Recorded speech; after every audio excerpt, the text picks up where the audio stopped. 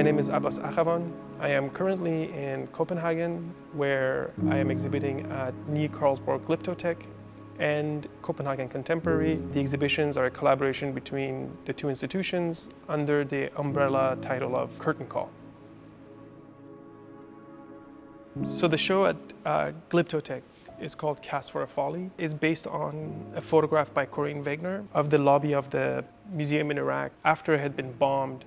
And it was not the ruinous images that we imagine of archives or museum buildings that hold precious goods. It was the lobby of it. And I liked the image as a way because the lobby is a threshold to get into the museum, but also it's a place of hospitality more than the rest of the museum because you can hang out there.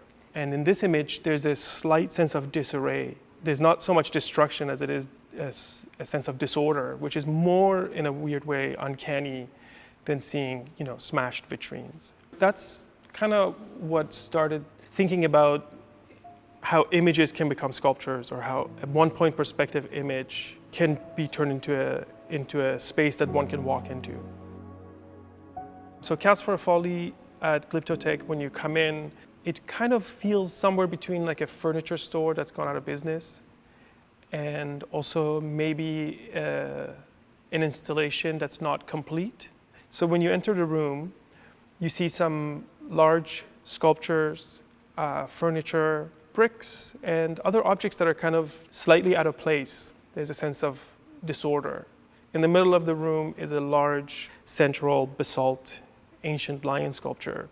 I decided to make that work out of cob. And I realized that in the background, the point of entry into the museum lobby, the point of break-in, had a velvet curtain. And as I was creating an alternative or an expanded space into the photograph, the entrances felt like another extension out of the photograph that we were not witness to. So I thought that could be a suggested space. So the image of the velvet curtain I replaced with a green screen. And when the lion, which is made out of cob, as I was saying, sits in front of that green screen, something started to kind of feel vibrant. And what I appreciated about that vicinity of the chroma key green and the cob was about the relationship to materials and making. So cob is essentially the most ancient way of making form. It's analogous to roots that kind of bind soil. So here we use straw, subsoil, and clay, and water, and it's just held together with moisture and compression. And then in relation to this most ancient way of making form, green screen seems like a more ubiquitous means of making form through a digital rendering or a digital space or a projected digital space. So when they sat in relation to one another, they felt like they were sitting on the opposite spectrums of that material relationship of how do you make form. One extremely flat, suggested, digital, the other ancient, very material. I guess it always starts with materials, They become a kind of a conduit to carry some sort of a content that wants to be passed on. And right after the installation, when you look back, basically you're seeing false walls of a theater propped with braces and sandbags to hold up walls. And when you exit that, you enter the Glyptotek historical museums again. And then right after, you see very historical old marble sculptures. So essentially, we've shimmed a museum inside another one. At Copenhagen Contemporary, the work Variations on a Folly, when you come in the middle of the room, there's a very large chroma key green thick wall.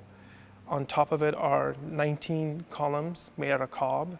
And it seemed like this sister exhibition or the same narrative as the initial photograph that I found by Corinne Wegener.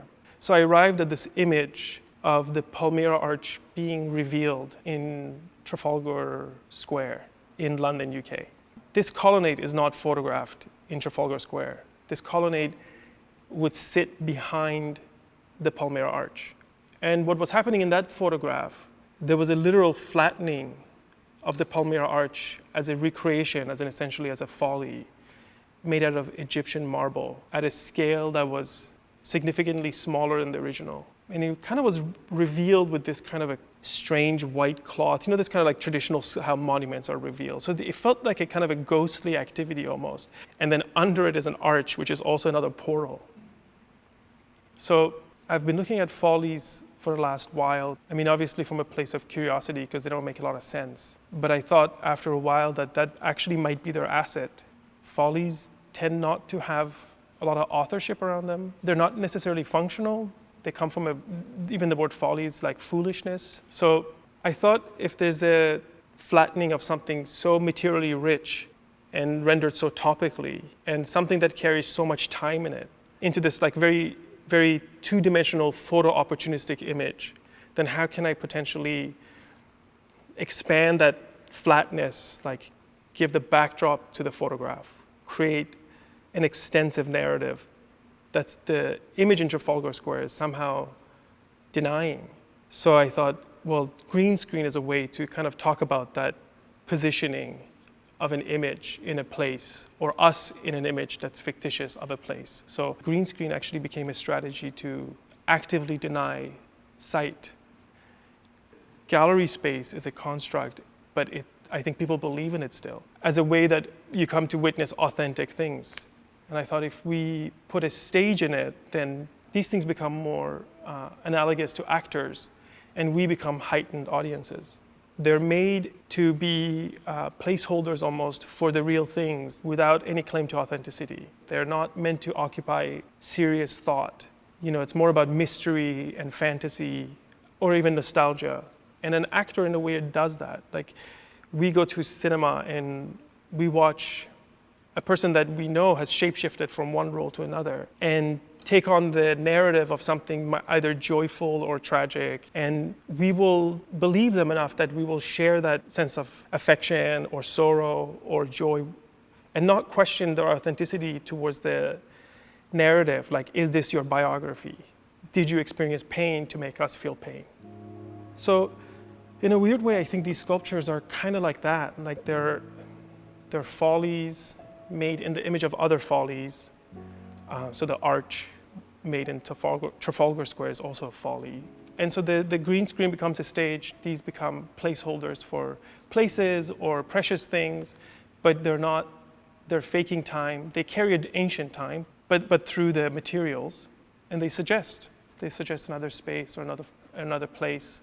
And for me, it was really important that these things are self-conscious about their own relationship to the actual columns that I'm trying to reference. And they are monumental, but I think what I find comfort against their size is that they turn back to dust after every install. So these things are made out of small particles with the help of many generous technicians, and their monumentality comes with a degree of fragility. So they're held together by water, by moisture, yeah. So the relationship between the two shows is both material in that they both work with cob and green screen to some capacity. They're both stages, one for a film set, one for a theater. I'm interested in how these spaces, and more accurately, these images, are being pivoted in a way that is shifting the history of these places and events. So when you Google Palmyra Arch, Google takes you to Trafalgar Square. So now collectively the Palmyra Arch is in London. Collectively we have this thought about it. It is already like, it's a kind of a digital looting essentially. And I think with Cast for a Folly in particular, I was thinking about how during war, the ruins that are of value are taken out of those grounds and shipped to other museums and private buyers. So that ruin is worth keeping. But I was also interested in like, who inherits the other ruins? So the fallen buildings, the broken sculptures that are worthless, the smashed vitrines. In a weird way, I think that theater set is to kind of bring the unwanted ruin of the aftermath of Iraq to different spaces with countries that were completely implicated and active or in denial of what was happening to innocent people. So in living through this history, it's important for me to kind of also, from a personal point of view, to go and like negotiate the atrocities that like you all felt. It's kind of like negotiating with being witness. Yeah.